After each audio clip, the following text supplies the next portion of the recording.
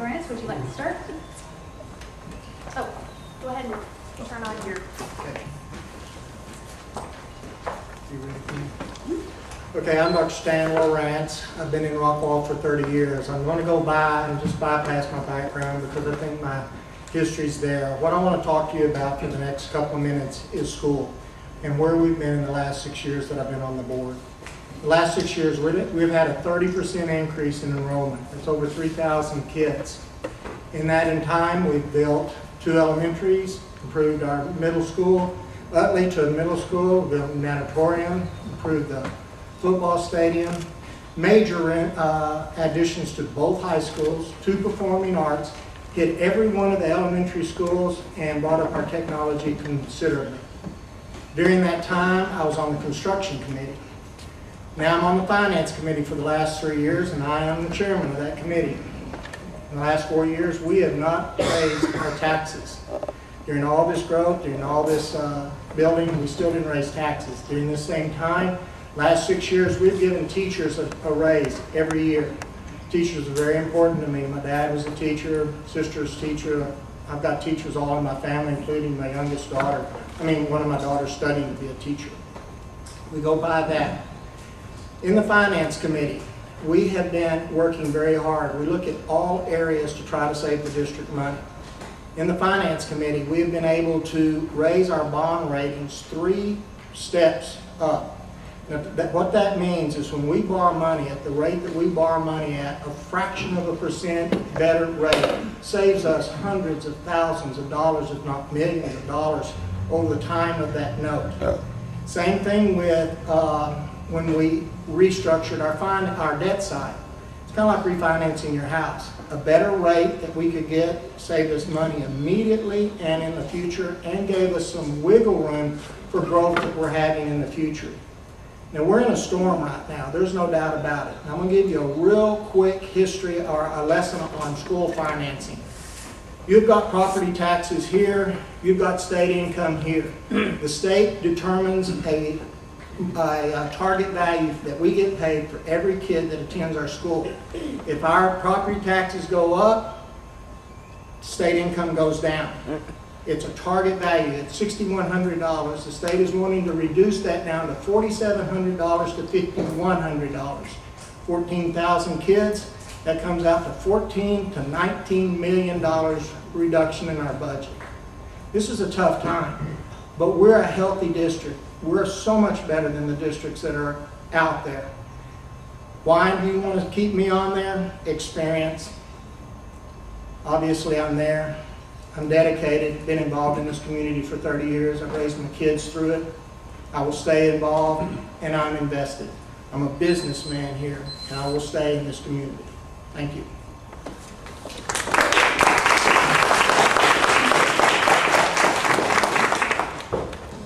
I serve the silent majority, who has no voice, who are impacted the most. Our 14,000 kids at Rockwall ISD.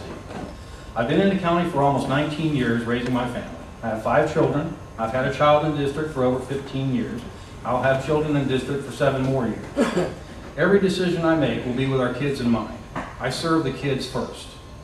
I represent innovation, fresh ideas and new approaches.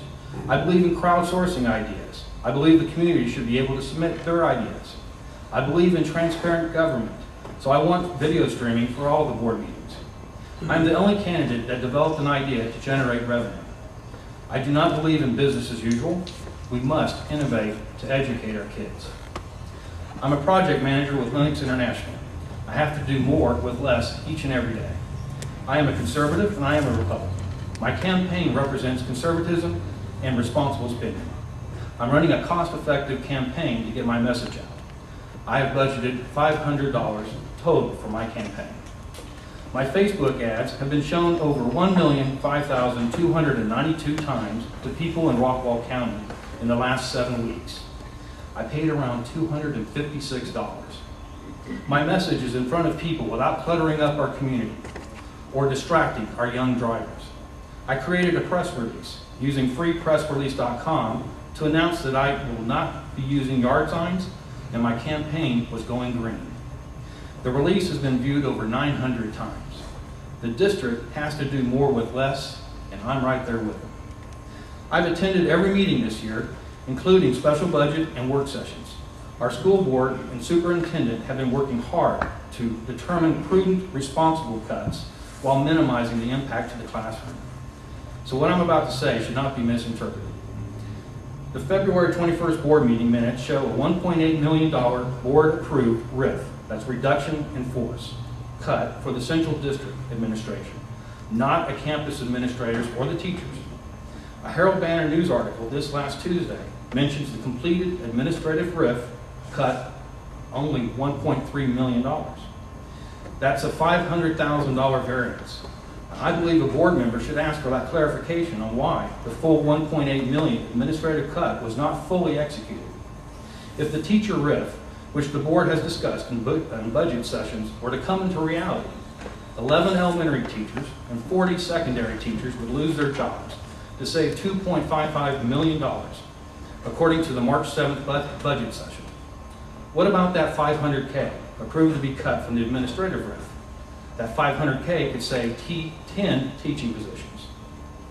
With my current information, I do not believe in raising taxes in a proposed amount of adding 13 cents to the current $1.04. This represents a 12.5% increase if the board approves a November tax election. I serve the silent majority.